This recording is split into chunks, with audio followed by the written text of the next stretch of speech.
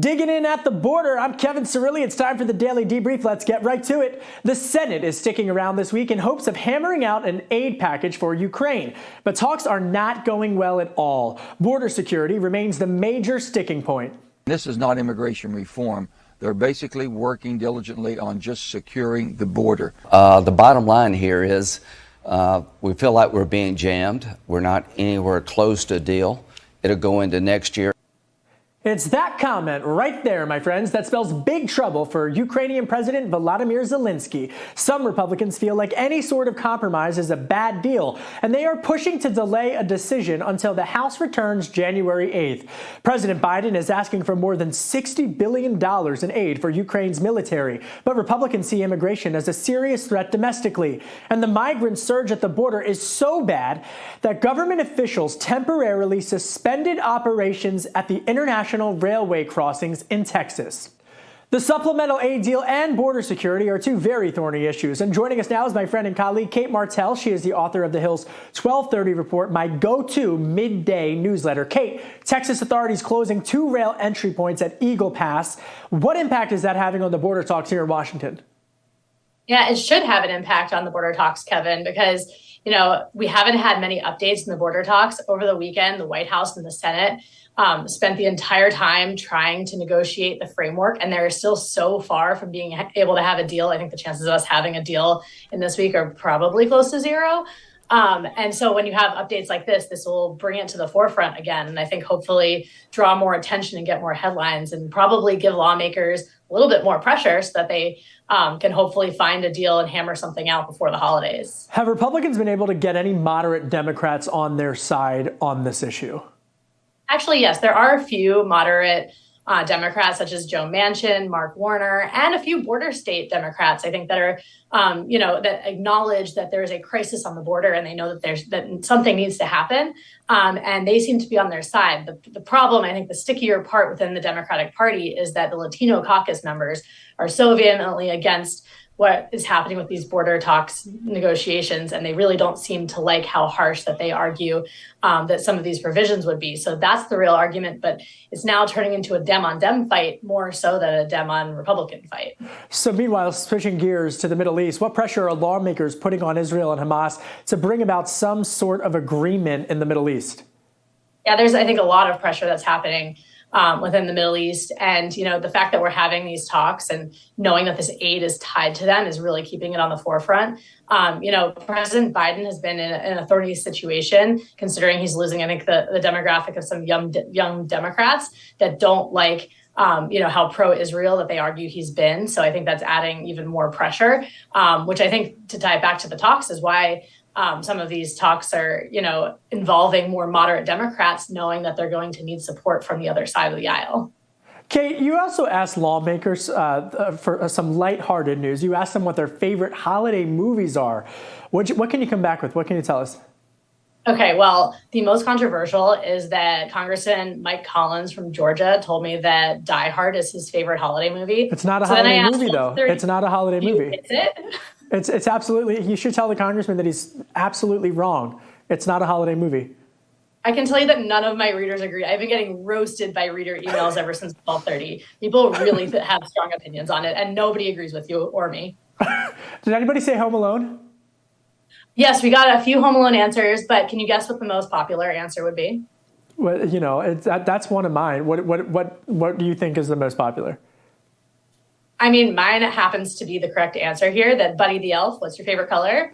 But Elf is by far the most popular movie. We'll leave it there. Stick around for me, Kate. We got a lot more to talk about just coming up in the show. Secretary of Defense Lloyd Austin is in Israel this week as Israeli Defense Forces say that they've uncovered the largest terrorist tunnel yet in Gaza. Israeli Defense Forces mistakenly killed 3 Israeli hostages on Friday, who Hamas had released after taking them prisoner during the October 7th terror attack. President Biden and Washington lawmakers have grown more vocal about their skepticism of Netanyahu. Prime Minister Netanyahu has been an exceptionally difficult partner.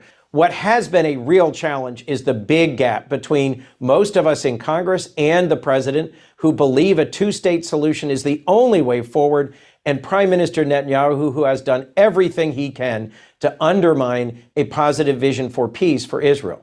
Global experts say the death toll in the Israel-Hamas war is now nearing 20,000. Republican Senator Lindsey Graham seems unimpressed by House Republicans launching an impeachment inquiry against President Biden for his international business dealings. They have to prove that President Biden somehow financially benefited from the business enterprises of Hunter Biden. We'll see. If there were a smoking gun, I think we'd be talking about it. House Republicans launched an impeachment inquiry last week against President Biden, but it's unknown the timetable for their investigation. So what do you think? Are Republicans grasping at straws with the impeachment inquiry, or are they right to continue their investigation? Let me know down in the comments section. The White House says Donald Trump's New Hampshire rally on immigration over the weekend is fascist for this remark. They're poisoning the blood of our country. That's what they've done. They poison mental institutions and prisons all over the world. The crime is going to be tremendous. The terrorism is going to be. And we built a tremendous piece of the wall, and then we're going to build more. Trump also praised Russia President Vladimir Putin and North Korea dictator Kim Jong-un. Speaking of New Hampshire, while Trump leads the pack by 15 percentage points, Nikki Haley has surged to second place with 29%. Ron DeSantis, the Florida governor, coming in third with just 11%. That's only 1 percentage point ahead of Chris Christie, who has 10. Vivek Ramaswamy and all the others are divided in single digits. And according to the Decision Desk HQ, on the general election front, Trump is topping Biden by 2.3 percentage points overall. The White House says former President Donald Trump's immigration speech was fascist, and meanwhile, a host of new comments on the campaign trail. Joining us now with the latest on 2024 is my friend and colleague, Kate Martell. She's back, author of that go-to midday newsletter, the 1230 Report. All right, so Trump's immigration speech, politically, how does the White House think that they're going to beat the GOP on the issue of immigration when historically in recent elections, Republicans, according to the polls, beat Democrats on it? Yeah, I think the fact that what's happening on the border right now is also going to, I think, add more red meat to the Republican argument that I think for the Biden administration, the comments that Trump said about poisoning our country those are the types of comments that they're hoping are going to turn more independent and more moderate voters.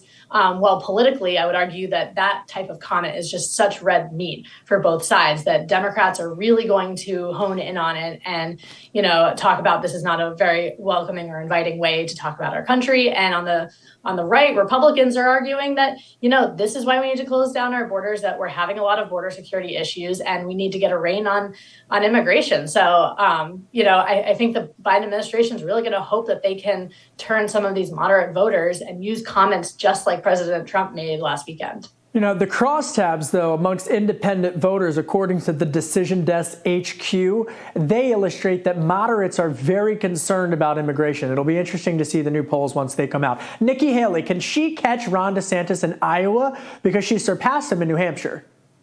Yeah, that's a good question.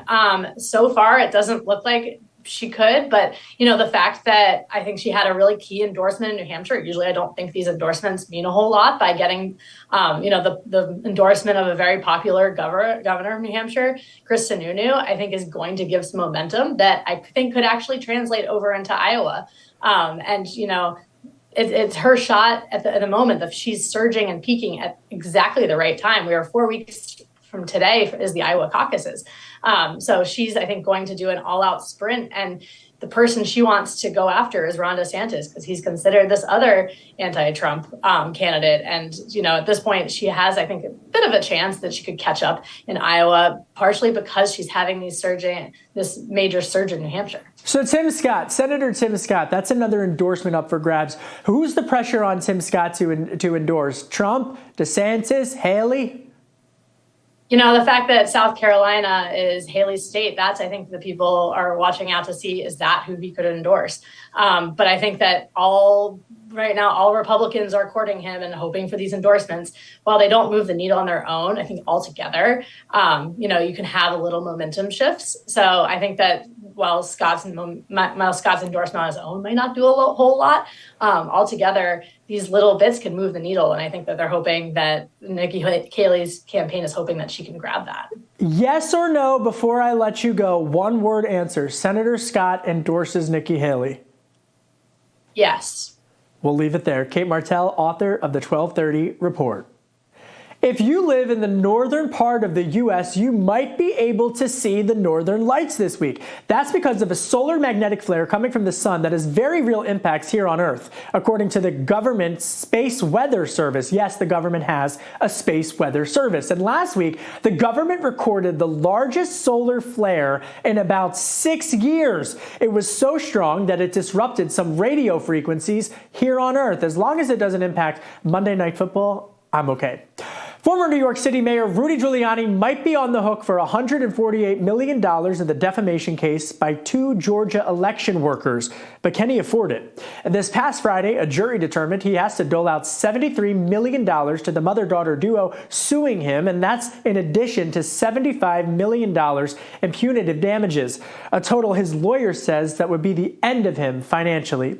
A quick glance at his worth, we looked. He accrued wealth after leading the Big Apple post 9/11, scoring $3 million for a book deal and earning $17 million per year through his lobbying firm.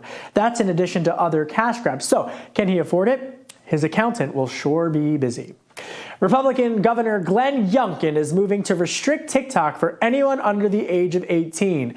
Youngkin says that the details of his plan will be forthcoming, and it's unknown exactly how he's going to do it. But already, the White House and Washington have banned TikTok from being used on any government phones, and dozens of countries have enacted bans or restrictions on the app. TikTok is owned by ByteDance. ByteDance is a Chinese tech company and a bipartisan group of policymakers have raised national security concerns about ByteDance and TikTok itself. Southwest Airlines settled with the Department of Transportation for $140 million for their giant screw-up during the holidays of 2022. Do you remember that? This is DOT's largest fine ever. And in case you forgot, Southwest canceled nearly 17,000 flights, leaving more than 2 million people stranded. Here's to a way less chaotic and stressful holiday season this upcoming week. And travel experts are predicting record numbers of holiday travelers, so get to the airport early. North Korea tested an intercontinental ballistic missile that can hit anywhere in the continental U.S., according to Japan officials. South Korea says the move goes against the United Nations Security Council rules. North Korea's military said in a statement that the ICBM launch was a preview of nuclear war. That's it for today's Daily Debrief. My name is Kevin Cirilli. Be sure to like, share, and subscribe to The Hill's YouTube channel. And come on back right here soon for the intersection between politics and policy.